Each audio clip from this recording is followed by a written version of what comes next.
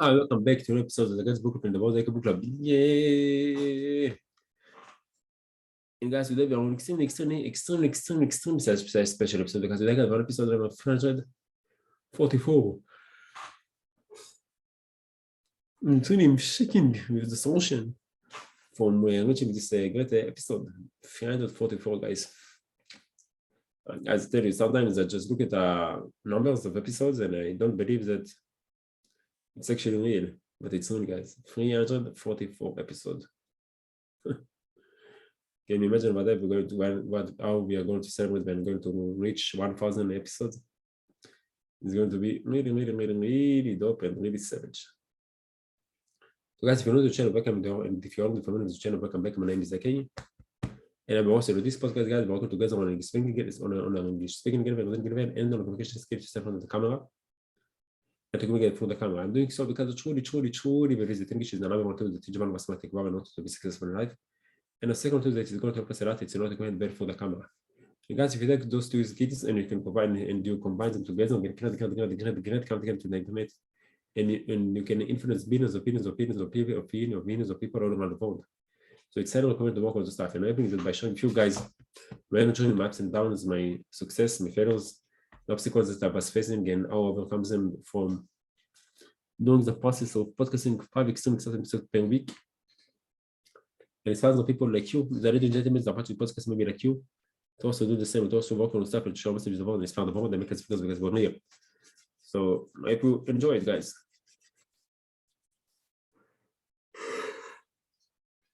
And today, as you can see, we got this really cloudy background. And hey guys, this one is really out outside. But now I'm in my home studio. And yeah, it's savage. Look at me. I'm disappearing.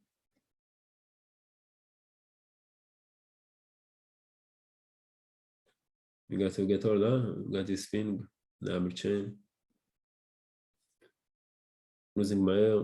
But anyway, guys. Yeah, let's go. Guys, if you want to check out this account background, you know, we're compared on 3, 2, 1. Come in. But then good fun. And this guy background pretty good fun. Bananas and then panchok. I think it's the first time that we control with panchok. And it's download and upload the good fun on 6th April 2016.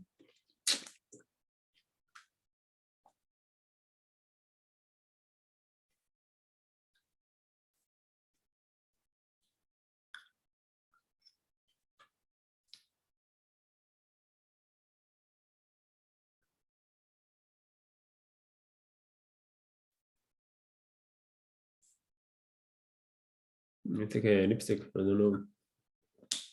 It's better than a lipstick. So what away.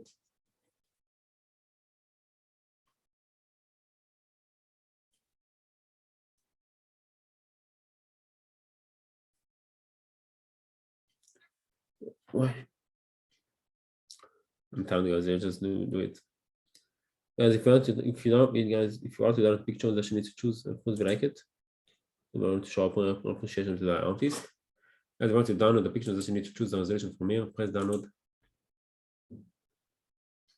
Right click on the picture, go to Shmirat and Hashem and Save Pictures in English, and tap down the camera over to the language. I don't know to get more all around the board. Press on it. Choose the word to save it on the computer. Press save. And come just like that, you will get the background on the computer. So thank you very much for that. This is the background, and thank you very much for Panchuk for showing this again. Come faster. Today, guys, we'll continue our journey with influence, the psychology of persuasion. One big and really great book. And guys, if you want to check out this great background, or if you want to check out the book, on big and any social media accounts, all the internet discussion about plus the songs that I'm in right now. So make sure to check them out and enjoy and like them. So, guys, sometimes you want to record the episode, sometimes you don't. Yeah, sometimes I look in the episode and I really exciting. And today I'm just tired. I'm just tired. And today, guys, you put so much work to this episode, and sometimes yeah, it's not boring out. It's not just During the process, I really need to motivate myself a lot. Guys, I really need to motivate myself a lot. Sometimes it's easy, sometimes it's not. But we need to keep, George Copeland said, you need to keep forward, you need to push through the motion. Let's continue to do it. I continue to do it because I truly believe that it's going to improve myself, it's improving myself, and by doing so, I'm also improving the world. I truly believe in it. So today, I see I'm really tired today, but I'll continue to do it. I know it's not going to be the greatest episode it's the most exciting episode I ever recorded, but yeah, it's a showcase, guys, to show you guys that no matter what, you just need to continue and just to do it.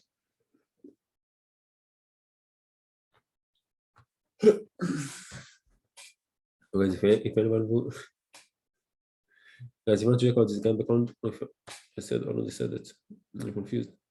Guys, if anyone of you have any suggestion for making for myself on the podcast, or if anyone of you want to go to the podcast being guest of the podcast show, something about this, find the market was again, please let me know in the comment below so we can arrange it. Guys, if you enjoy the process, if you enjoy the video, if you need something new to the channel, please consider to show support by liking the video, share with your friends, subscribe to the channel, and put your notification bell to the channel, episodes that come to YouTube. And there is going to be 5 exciting episodes per week. So just do it. And guys, if you need to, you're almost welcome if you learn something new from the channel, maybe something I said or from the book, or maybe you have your own life lessons that you learn from somewhere else. You're always welcome to share all of your wisdom with us in the comment section below, so the community, and in general, the people in general, and improve ourselves and learn your lifestyle, clear wisdom. So thank you very much if you can do it. And guys, today it's Monday, 18 on April 2022, and sub counts.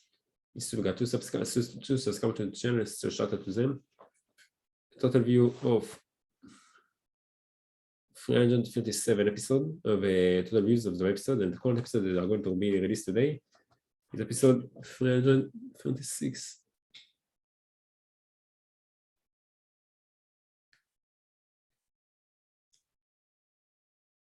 Yeah. So guys, time now it's 15:14. So guys, without introduction, let's just keep full the motion and let's go back to the book. So Persuasion is a psychology of the influence of psychology of persuasion by Obi Kennedy. Page 81 to 84. Read with me the legend of the many seven please. Listen, don't please. Listen, don't please. So boy, yeah. So let's go. To examine the second puzzle, we need to return to the Chinese prison camp of Korea and the regular political essay contest held for American captivates. The Chinese wanted as many Americans as possible to enter those contests, so that in the process they might write things favorable to the communist view.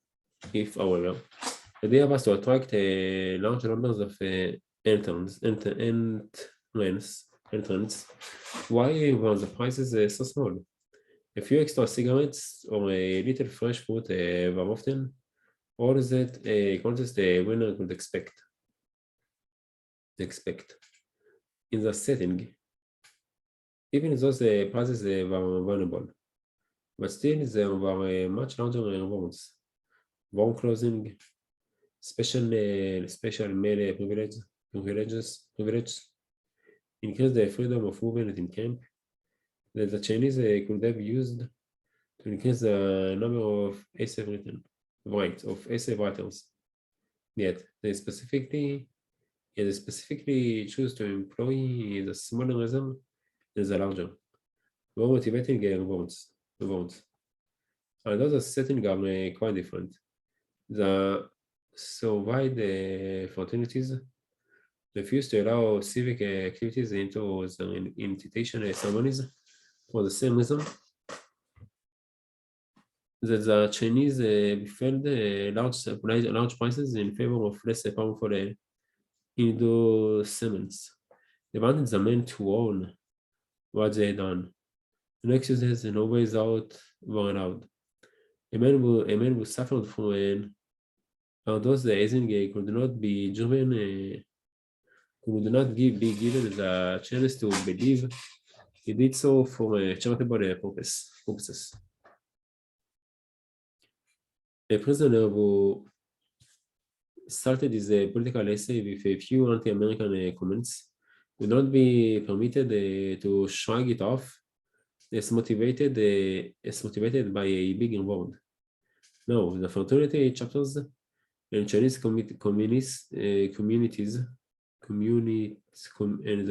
the Chinese communists were playing for keeps. It was not enough to write a commitment out of the men. Those men had to be made to take kind of responsibility for their actions. Given the Chinese communist government's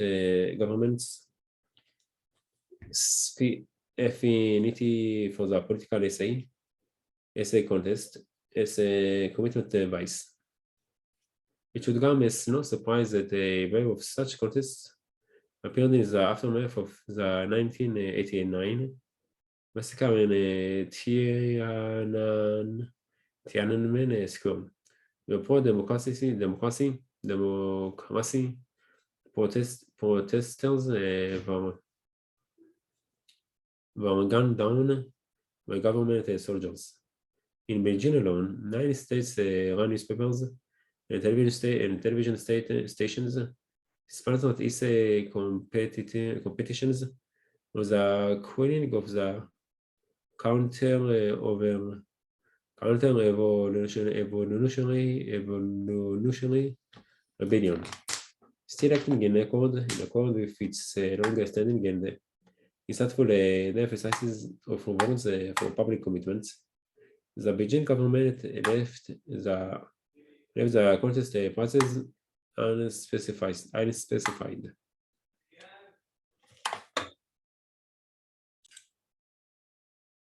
I just make a mic. Now we're coming back. And I think, look, not just 7 like this. Hey.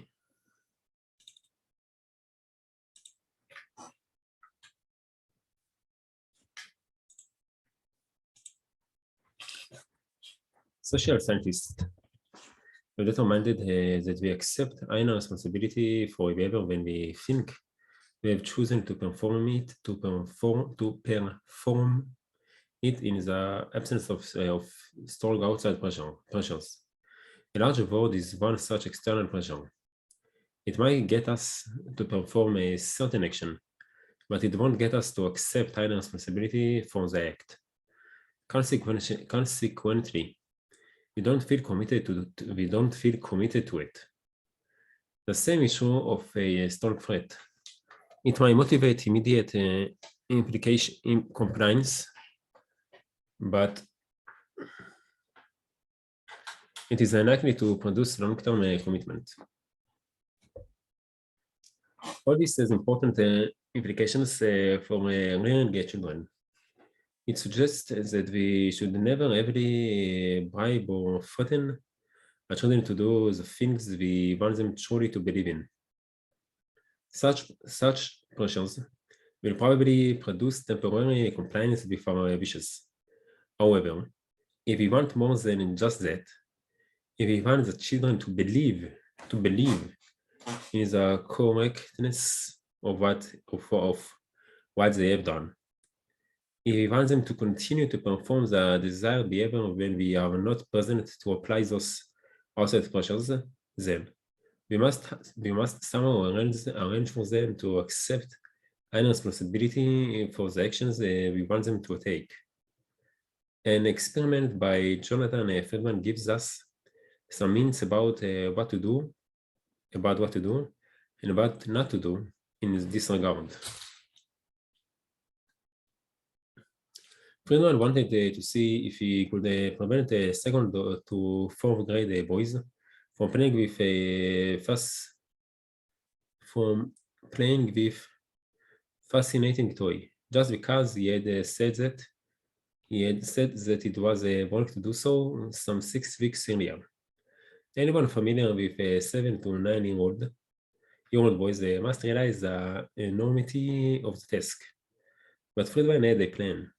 If he could first get the boys to convince themselves that it was wrong to play with the forbidden toy, perhaps that belief would keep them from playing with it thereafter. The difficult thing was making the boys believe that it was wrong to amuse themselves with the toy, an extremely expensive battery-controlled robot. Friedman knew it would be easy enough to have a boy obey temporarily. What he had to do was threaten the boy with severe consequences. Should be caught playing with the toy. As long as he was nearby to deal out stiff punishment, Friedman figured that few boys would risk operating the robot. He was right. After showing a boy an array of 5 toys and warning him, it is wrong to play with the robot.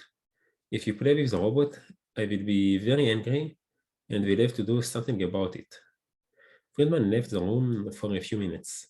During the time, the boy was observed secretly through a one-way mirror. Friedman tried this third procedure on 22 different boys, and 21 of them never touched the robot while he was gone. So a strong threat was successful, while the boys thought they might be caught and punished. But Friedman had already guessed that. He was really interested in the effectiveness of the threat in guiding the boys' behavior later on, when he was no longer around. To find out what would happen then, he sent the young woman back to the boys' school about 6 weeks after he had been there. She took the boys out of the class one at a time to participate in an experiment. Without ever mentioning any connection with Friedman, she escorted each boy back to the room with the 5 toys and gave him a drawing test. While she was scoring the test, she told the boys that he was free to play with any toy in the room. Of course, almost all the boys played with a toy. The interesting result was that of the boys playing with a toy, 77% chose to play with the robots that had been forbidden to them earlier. Friedman's severe threat, which had been so successful 6 weeks before, was almost totally unsuccessful when he was no longer able to back it up with punishment.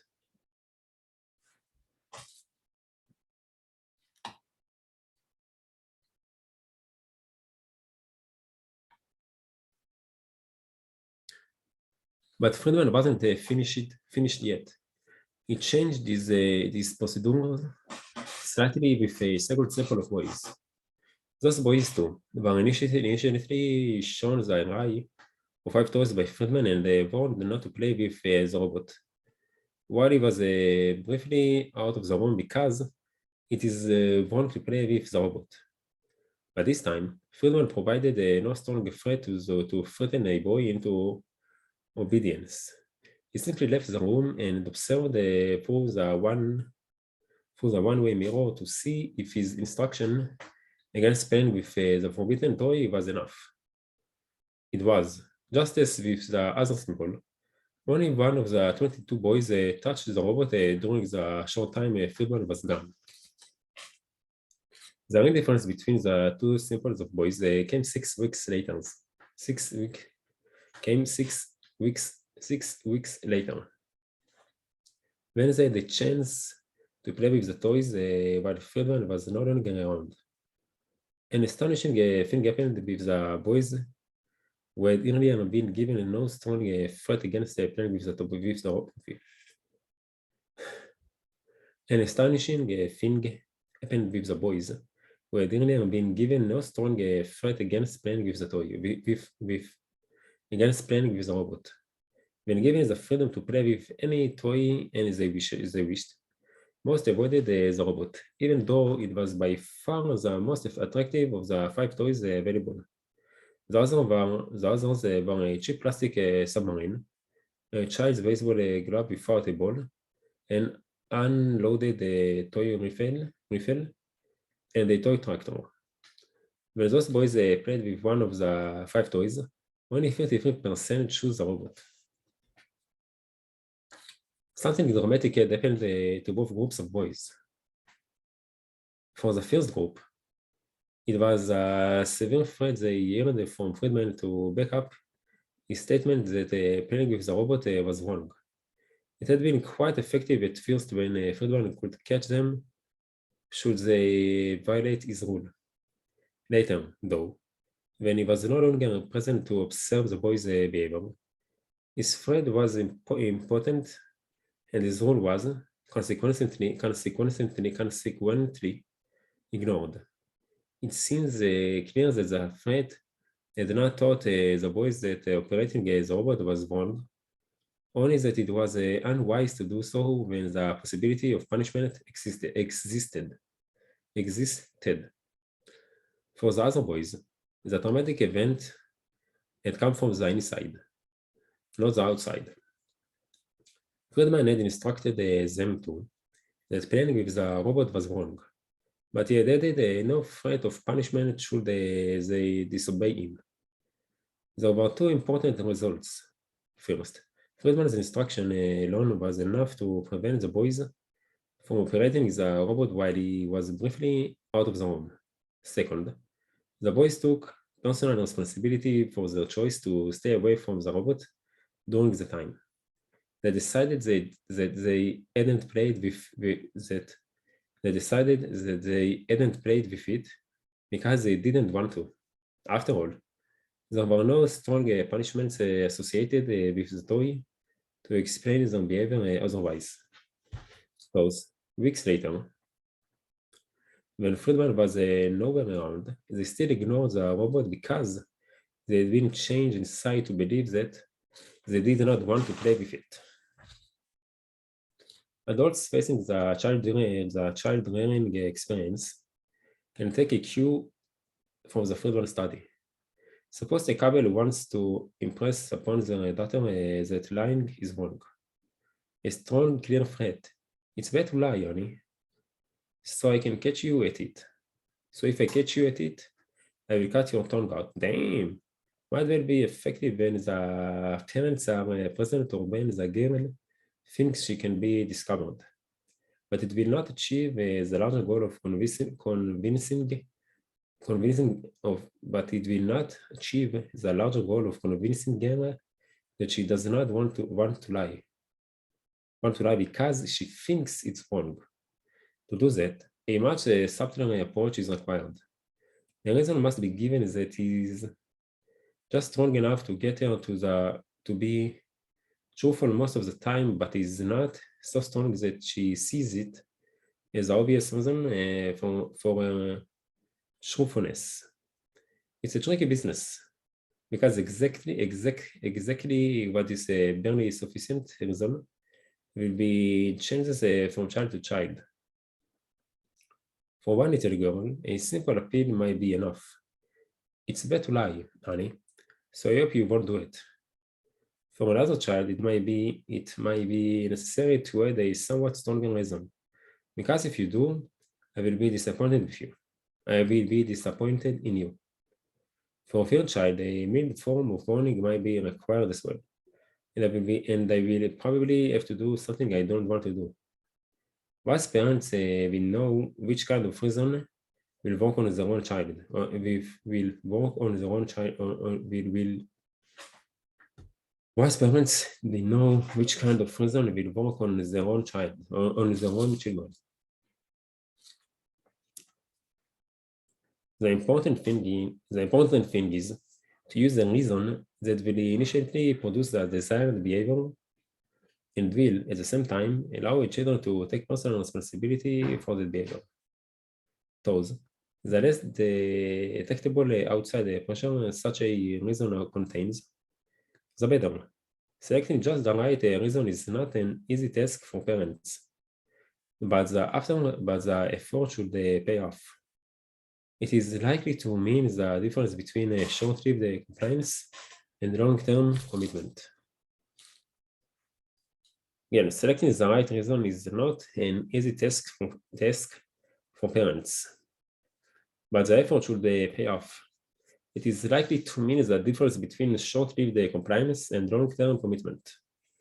For a pair of reasons we have already talked about, compliance professionals love commitments that produce inner change first.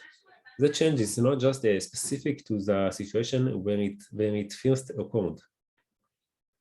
It covers a wide range of related situations too. Second, the effects of the change are lasting. So once a man has been induced to take action that shifts his self-image to that off, let's say a public-spirited citizen is likely to be public-spirited in a variety of other circumstances where his compliance may also be desired, and he is likely to continue his public-spirited behavior for as long as his new self-image holds. There is yet another attraction in commitments that lead to inner change. They grow inner own legs. There is yet another attraction in commitments that lead to inner change. They grow their own legs.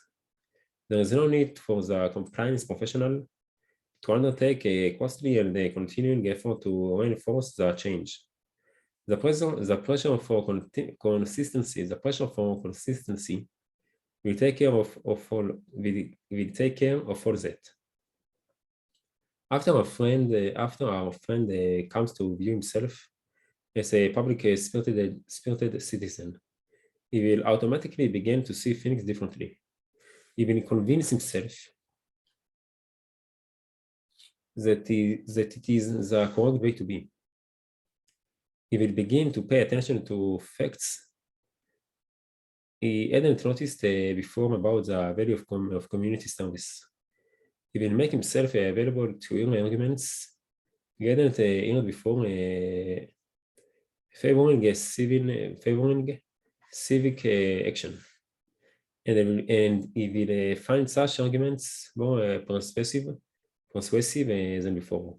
In general, because of the need to be consistent within his system of beliefs, he will assure himself that his choice to take public spirited action was right. What is important about this process of generating additional reasons to justify the commitment is that the reasons are new. Those, even if the original reason for the civic-minded behavior was taken away, those newly discovered reasons might be enough by themselves to support his perception that he had behaved correctly. And guys, guess what? This is the end of the episode. So let's go. So guys, thank you very much for joining me. Any questions affected to universities that you choose to invest with me.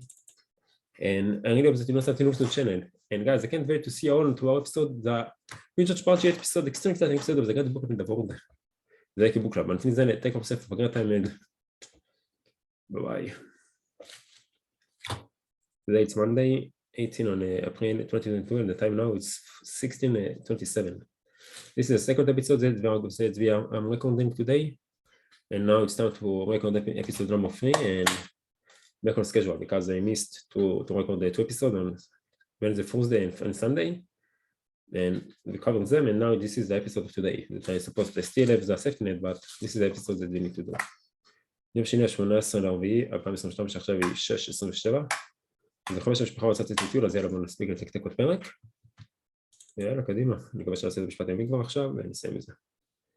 יאללה להתראות. הנבטתי את חודשי הרכב.